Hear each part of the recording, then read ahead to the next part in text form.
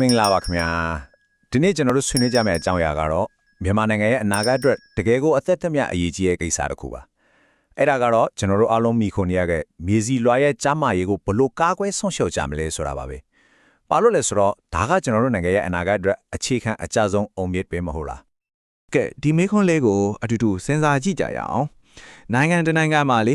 အရေးအကြီးဆုံးဒါပေမဲ့တစ်ချိန်တည်းမှာပဲအထီးကအလွယ်ဆုံးတယံစာကြောက်အဲ့ဒါဘာများဖြစ်မလဲပြောအပြေကတစ်အဝေးကြီးမှာမဟုတ်ပါဘူးကျွန်တော်တို့ခြေထောက်တီအောက်မှာပဲရှိနေတာပါဟုတ်ပါတယ်မြေစီလွာပါပဲစဉ်းစားကြည့်လေကျွန်တော်တို့ရဲ့စားဝတ်နေရေးစီးပွားရေးတနိုင်ငံလုံးရဲ့ဒါရဝါပြောင်းမှုအားလုံးကဒီမြေစီလွာပေါ်မှာပဲမူတည်နေတာမဟုတ်လားဒါဆိုရင်ဒီလိုအဖိုးမဖြတ်နိုင်တဲ့တက်ရှိအိုးမြေကြီးကိုကျွန်တော်တို့ဘယ်လိုကာကွယ်ကြမလဲ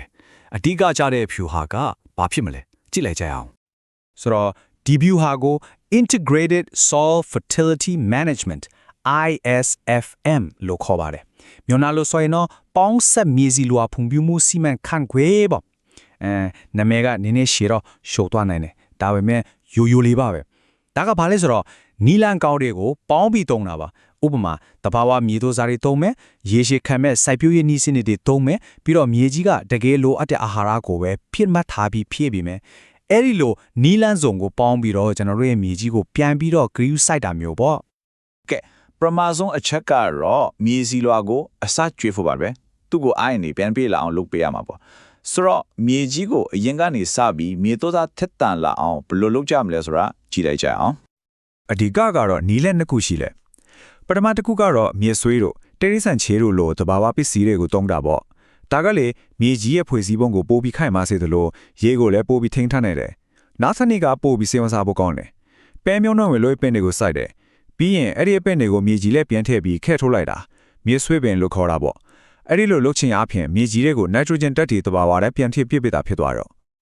Okay ဒုတိယချက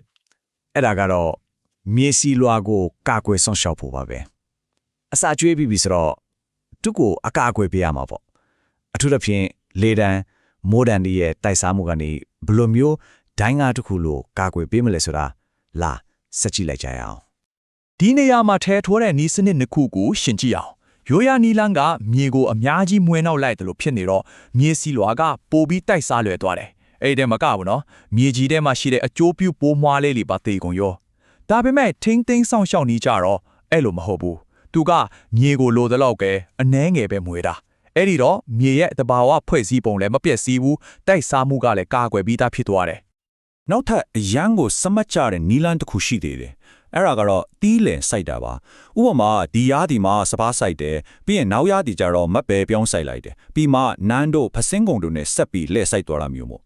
ဒီလိုလုပ်တာကလည်းနှစ်ချက်ကောင်းတယ်တစ်ချက်ကပိုးမွားနဲ့ယောဂါတွေရဲ့ထန်တရားကိုဖျက်ချလိုက်တယ်လို့ဖြစ်သွားတယ်နောက်တစ်ချက်ကမြေတဲကအာဟာရဓာတ်တွေကိုလည်းတီးနှံအမျိုးမျိုးကညမြတတ်တာစုပ်ယူတုံ့ဆွဲနိုင်တော့တာပေါ့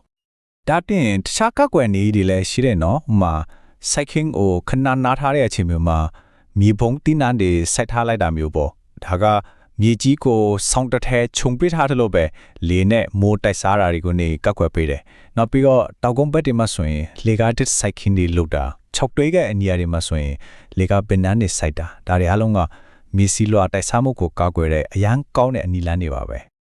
ကဲတတိယချက်ကိုရောက်လာပါပြီဒါကတော့တီးနှန်းတွေအတွက်ညတာတဲ့အာဟာရဖန်တီးပေးဖို့ပါပဲလူတွေလို့ပေါ့ဗျာတီးနှန်းတွေလည်းကြမ်းကြမ်းမာမာကြီးထွားဖို့ဆိုရင်အာဟာရညီညွတ်ဖို့လိုတယ်ဆိုတော့သူတို့ကိုကျွေးမဲ့အာဟာရနဲ့ရေကိုညံရှိရှိစီမံခန့်ခွဲတတ်ဖို့ကအရန်အရေးကြီးပါတယ်ဒီနေရာမှာတော့ခင်မီနီးပညာကတကယ်ကိုဆရာဝန်တယောက်လိုပါပဲမြေစီလွာစစ်စစ်ချင်းဆိုတာလားမြေကြီးကိုစစ်စစ်လိုက်တယ်လို့ပဲသူ့ကျမရဲ့ခြေနေဘလို့ရှိလဲဘာအာဟာရဓာတ်တွေလိုနေလဲဆိုတာကိုတိတိကျကျသိရတယ်အဲ့ဒီတော့မှလိုအပ်တာကိုပဲဖြစ်မှတ်ထားပြီးဖြည့်ပြလို့ရတာပေါ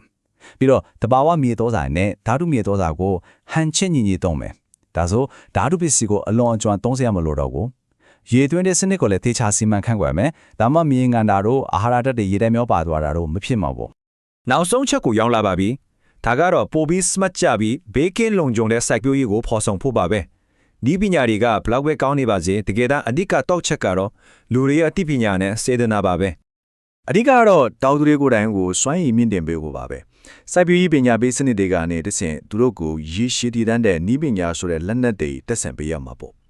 နောက်တစ်ချက်က IPM လို့ခေါ်တဲ့ပေါင်းဆက်ပိုးမွားကာကွယ်ရေးနည်းစနစ်ပါအဓိကတော့ဒါကအန်တရီများတဲ့ပိုသက်ဆေးသုံးတာကိုတက်နိုင်တယ်လို့အများကြီးရှော့ခပစ်တာဒီလိုလုံးမှမြေစီလွာတဲ့ဂေယစနစ်တစ်ခုလုံးကိုကာကွယ်နိုင်ပါလေ ဆိုတော့ဒီနီလန်းနဲ့အားတို့ရဲ့အဓိကရည်မှန်းချက်ကဘာလဲအဖေအရှင်ပါတယ်ဒီနေ့တနေ့တဲ့အထွန်းလုံးကောင်းမှုအဲ့ဒါထိုးတတ်တော့မဟုတ်ပါဘူးအဲ့ဒီထပ်ပေါ်ပြီးကြည့်ကြတဲ့ရည်မှန်းချက်ရှိတယ်အဲ့ဒါကတော့ကျွန်တော်တို့ရဲ့နောက်မြစ်စစ်တယ်ကျွန်တော်တို့ရဲ့ခလဲမီးမြစ်တဲ့အတွက်ခိုင်မာပြီးရေရှည်ရက်တည်နေတဲ့စိုက်ပျိုးရေးအမွေနဲ့တစ်ခုပုံထားခဲ့ဖို့ပါပဲကဲနောက်ဆုံးအနေနဲ့စဉ်းစားစရာလေးတစ်ခုခြံထားခဲ့ချင်ပါတယ်ဒီမှာပြခဲ့တဲ့နီးဗျူဟာတွေကမြန်မာနိုင်ငံရဲ့မြေစီလွာကိုပြန်ပြီးအားအိမ်ပြေဝစေနိုင်တယ်ဆိုရင်ဒီကနေ့ရတဲ့သင်ခန်းစာတွေက